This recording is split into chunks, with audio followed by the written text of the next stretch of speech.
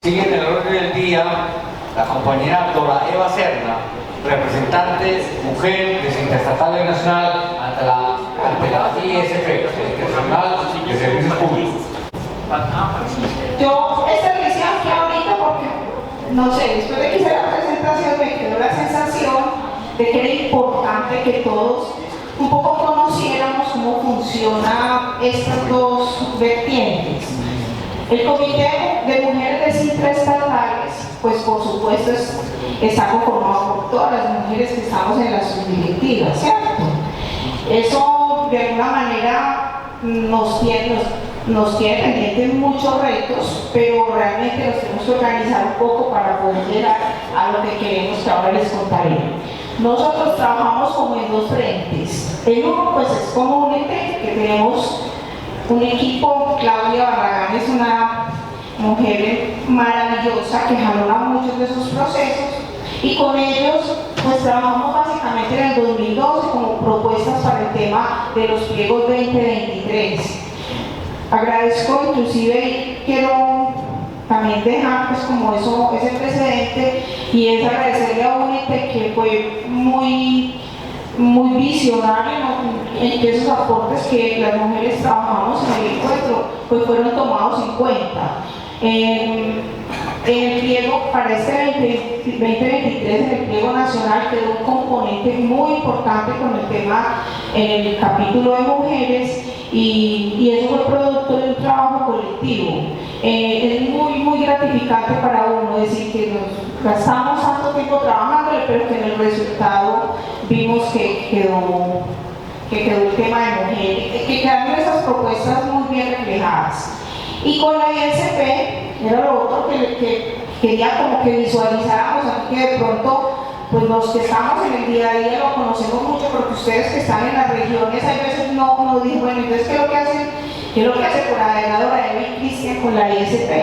Mire, la ISP tiene un comité regional andino de mujeres, del cual pues por supuesto nosotros hacemos parte también, no solamente por Intraestatales, sino también por UNITE. Pero a su vez tiene el comité de mujeres en Colombia, una versión en Colombia que realmente apenas se vino a revivir el año pasado. Nosotros hemos venido reuniéndonos en Bogotá, virtual y por todos lados, pues las mujeres de la región andina, porque nosotros, digámoslo así, aunque tenemos muchos procesos de mujeres a nivel país, no teníamos organizados el comité de mujeres a nivel nacional. La vez Perú, hasta Venezuela nos ha dado cátedra en lo que es trabajar por ese tema del nivel nacional. Entonces el año pasado, pues ese fue el reto grande, nos encontramos con todos los países de la región andina y conformamos el comité de mujeres versión Colombia. Muy grato para mí como representantes intraestatales que quedamos en ese comité, lo conformamos 6 mujeres jóvenes. 6 mujeres de estas organizaciones. Entonces está Gloria Ramírez, que es de Asodefensa, Beatriz Eugenia, que es de Centroambiente, Jenny, que es de UNEDCA, Lina Isabel, que es de Centroavalle, pues Dora Eva Serna y Carmen Miriam Cárdenas de SUNED. Muy gratificante, porque todas estas mujeres llevan años trabajando con el proceso de mujeres a nivel inclusive de la subregión. Entonces que nosotros como intraestatales, que apenas estamos pues como fortaleciendo ese componente, ya estemos en ese comité coordinador, pues es un tema muy relevante, y que además les cuento que hacemos un trabajo muy persistente. Este fue el encuentro, hicimos en diciembre un encuentro en Bogotá, herramientas para la acción sindical con perspectiva de género. Ese taller que fue de 3 días lo trabajamos pensando mucho en la elaboración de los pliegos, ¿cierto? De esa perspectiva, y como tenemos que visionar el capítulo de mujeres en todas partes, desde el nivel nacional, pero también desde el territorial. Les cuento que tuvimos unas mujeres maravillosas, secretarias, que acompañaron a Michelle Bachelet. Entonces, contarnos eso, que podemos hacer desde lo territorial, y habría una visión pues diferente.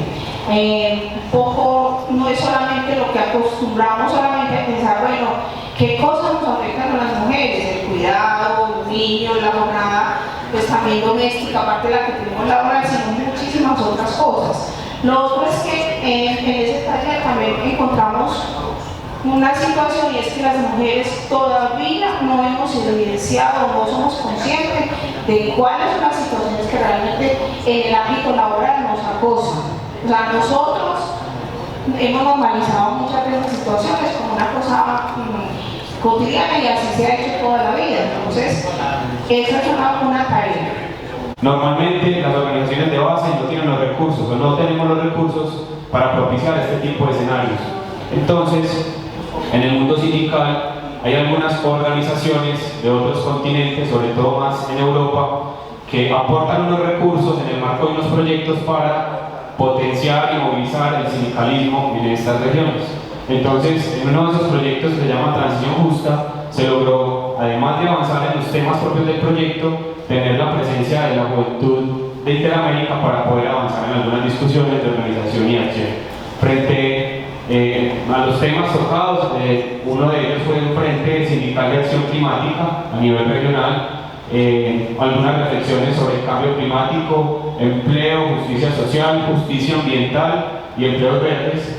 Y hablamos en un plan de trabajo que básicamente eran unos talleres de capacitación en temas ambientales, la adopción de la plataforma digital interactiva, en la que Intraestatales tiene una de las prácticas exitosas y que allí está contemplada, además de otras, pero era la adopción de esa plataforma como tal, incluir líneas ambientales en las negociaciones colectivas de las diferentes organizaciones en todos los niveles, y finalmente un concepto que se llama interseccionalidad. Si bien trabajamos con enfoques diferenciales de juventud, de mujeres, LGTBIQ+, negritudes, indígenas, la idea es que los temas transversales como medio ambiente se trabajen en interseccionalidad. Siguiente. Hay algunos registros pues, de este encuentro, de estas organizaciones, donde además de participar, hacíamos parte del equipo coordinador de la logística. Siguiente. Seguidamente, el 6 de julio participamos en el encuentro subregional andino de la ISP, que se realizó acá en la ciudad de Medellín por la 70. Básicamente algunos de los acuerdos o de los resultados del encuentro andino, vale la pena mencionar que además del encuentro general o el subregional como tal, que es como la asamblea de las organizaciones afiliadas a la ISP en la subregión andina, previo a este encuentro se hace un encuentro de mujeres y un encuentro de jóvenes, que con las conclusiones ya en la asamblea en pleno en los andinos se llevan estos aportes para la construcción, digamos, o la adopción de esas conclusiones generales. En este encuentro de jóvenes andinos, entonces, acordamos hacer un mapeo de la juventud andina. Ya tenemos claro que las mujeres y los jóvenes han demostrado que somos, digamos, los más vulnerables en el mundo del trabajo. Eso es lo que de alguna manera implica que no tengamos muchos jóvenes y muchas mujeres en las organizaciones, y precisamente por eso el enfoque diferencial de la ISP y obviamente de las otras organizaciones. Pero entonces hacer el mapeo era fundamental para poder revisar qué jóvenes tenemos, qué capacidades se tienen y cómo podemos lograr articular a esta juventud en los trabajos que se vienen adelantando. También hablamos de la motivación en la participación de los jóvenes en los sindicatos. Sabemos que hay pocos jóvenes, pero además de eso hay muy pocos que se preocupan o se motivan a trabajar en los sindicatos. Entonces, ¿cómo podemos motivar la participación de los jóvenes en las organizaciones? Renovación y regeneración de los representantes jóvenes. Hay un tema muy complejo con esto de la juventud, y es que no es eterna, ¿cierto? Entonces, resulta que en Colombia, por ejemplo, jóvenes hasta los 28 años, a nivel mundial es hasta los 35 años, y quienes de pronto iniciamos un camino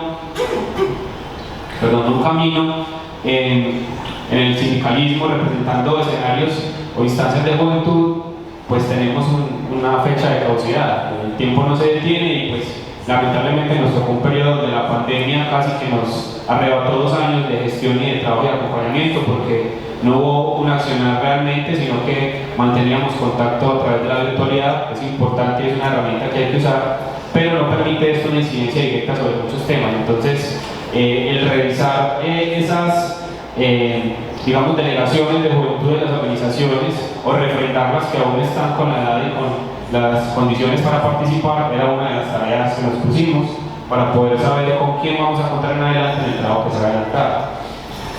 unas recomendaciones de los perfiles para estas representaciones de jóvenes, y es que no se trata de nombrar o delegar a un joven o a una joven simplemente por cumplir con la cuota, sino es mirar las capacidades que se tienen dentro de esas juventudes para que podamos tener personas proactivas, con liderazgo y con capacidad de aportarle a la construcción colectiva ya en unas instancias superiores a la de la organización de base.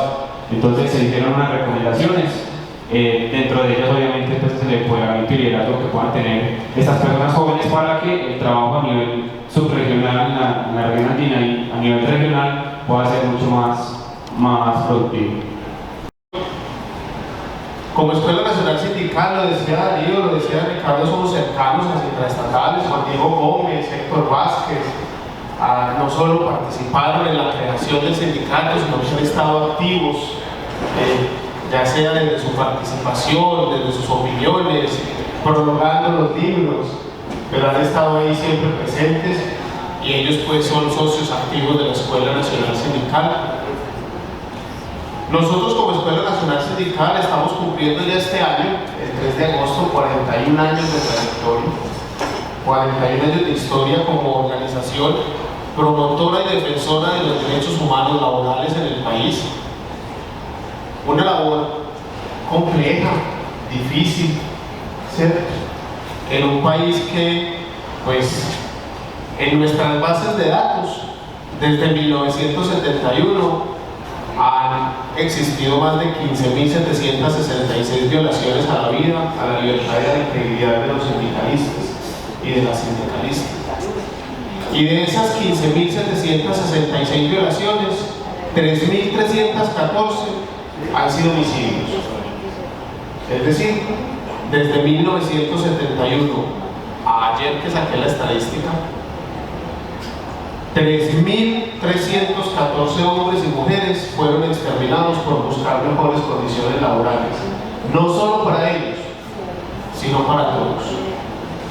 Entonces la Escuela Nacional Sindical, durante estos 41 años, se ha comprometido y ha estado acompañando al movimiento sindical y a las organizaciones sindicales en la búsqueda de contextos laborales enmarcados en el trabajo decente. En ese sentido, nosotros como organización hemos estado participando muy activamente en la propuesta de agenda laboral que se le ha presentado al Ministerio.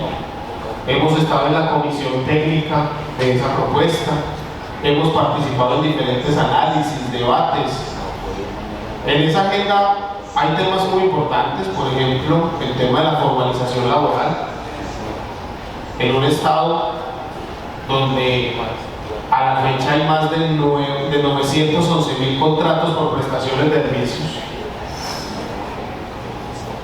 Nosotros como centro de pensamiento, porque la Escuela Nacional Sindical es un centro de pensamiento alrededor del mundo del trabajo, estamos comprometidos con la investigación de la realidad del mundo del trabajo, la formación, la educación, el asesoramiento y el acompañamiento de las organizaciones sindicales, desde lo político, desde lo técnico, lo académico, para la presentación de propuestas. Nosotros como escuela no buscamos el protagonismo. Nosotros somos lo que en teatro se llama los tramoyeros. Estamos tras bambalinas, estamos en las tramoyas para que sean las organizaciones sindicales, el movimiento sindical, el que brille, el que lidere propuestas. Y nosotros estamos detrás ayudándoles con la parte técnica, la parte de elaboración, de investigación. Sin embargo, hay momentos en que la escuela ha tenido el protagonismo desde lo académico, desde la producción de conocimiento, desde la producción de informes. Hoy actualmente tenemos 5 proyectos de cooperación internacional, todos alrededor de la promoción de los derechos humanos laborales en el país. En uno solo de esos proyectos hemos atendido más de 17.500 trabajadores y trabajadoras en 5 sectores laborales. Estamos comprometidos con la promoción del debate alrededor de los temas fundamentales del mundo del trabajo y tenemos unas líneas de trabajo que se las voy a simplemente a leer como parte de este saludo, que son las siguientes: la promoción del trabajo decente, la inclusión laboral, la promoción de la transición energética justa, los derechos humanos laborales, la promoción del diálogo social y de la democratización de las relaciones laborales, la salud laboral integral, más allá del sistema de protección social, la salud laboral integral, el trabajo en y de la ruralidad, no solamente el trabajo en los sectores agroindustriales, sino también el trabajo en las pequeñas unidades productivas y específicamente y muy especialmente el trabajo campesino no remunerado. ¿Sí? Para eso pongo simplemente un ejemplo. En una finca contratan un capataz o contratan un cuidador, ¿cierto? Le tasan el salario en especie porque además le dan la casa, pero cuando van los dueños de la finca o cuando hay trabajadores en la finca, es la esposa de ese cuidador la que les hace de comer, es la esposa de ese cuidador quien lava, cocina, barre, trapea y organiza. Son los hijos de ese cuidador quienes alimentan los animales, recogen las plantas, recogen basura, hacen tareas del cuidado por un solo salario, muchas veces en condiciones precarias y mal tasado porque le estamos dando casa. ¿Cierto? Entonces la dignificación del trabajo en y de la ruralidad y las diferentes transformaciones del mundo del trabajo. Hoy nos enfrentamos a un mundo donde aquellos que prestaban servicios de atención al usuario y al cliente están siendo reemplazados por un chatbot. Un chatbot que es totalmente impersonal y que en ocasiones, a mí particularmente que los he utilizado cuando por WhatsApp pasa alguna cosa, me generan más problemas que soluciones.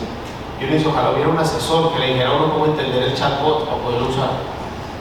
¿Cierto? Los trabajadores de plataformas, los más llamados socios o cooperadores. Los caballeros y señoritas de Uber, los señores y señoras de Uber no son trabajadores, según son socios y cooperadores. Lo mismo quienes realizan ventas por catálogo, pero entregan una comisión a la empresa, exponiéndose al sol, al agua, a riesgos laborales, a accidentes que ellos mismos deben cubrir. Entonces la Escuela Nacional Sindical está en esa vía. Estamos comprometidos, seguimos comprometidos con las organizaciones sindicales. Y aquí voy a hacer una cuña muy personal. Había en el ambiente del mundo sindical que porque la Escuela Nacional Sindical se quería convertir en un tanque de pensamiento, en un centro de pensamiento, se iba a alejar de su naturaleza de acompañamiento a las organizaciones sindicales. Nada más alejado de la realidad, compañeros y compañeras. La Escuela Nacional Sindical va a utilizar la investigación académica y la producción del conocimiento para poder acompañar mejor y más técnicamente hablando a las organizaciones sindicales. No nos estamos yendo, nos estamos quedando, pero con fuerza. Reitero ese compromiso, reitero el agradecimiento a intraestatales, a sus directivas, a sus subdirectivas, a Darío, a Ricardo, a los compañeros y compañeras que a través de su diaria cotidianidad luchan por mejorar las condiciones laborales de todos los trabajadores y trabajadoras del país. Porque el sindicalismo no lucha por unos, lucha por todos y por todas. Aún por los derechos de aquellos que no nos quieren. Esos que no nos quieren también se benefician de la jornada laboral justa. Esos que nos critican también se benefician del salario justo y bien remunerado. Esos que nos critican también se benefician de la meritocracia y del buen trabajo y la reducción de la brecha salarial. Entonces nosotros, compañeros y compañeras, nos sentimos orgullosos, no de luchar por nosotros, sino de luchar por todos. Muchísimas gracias por la invitación.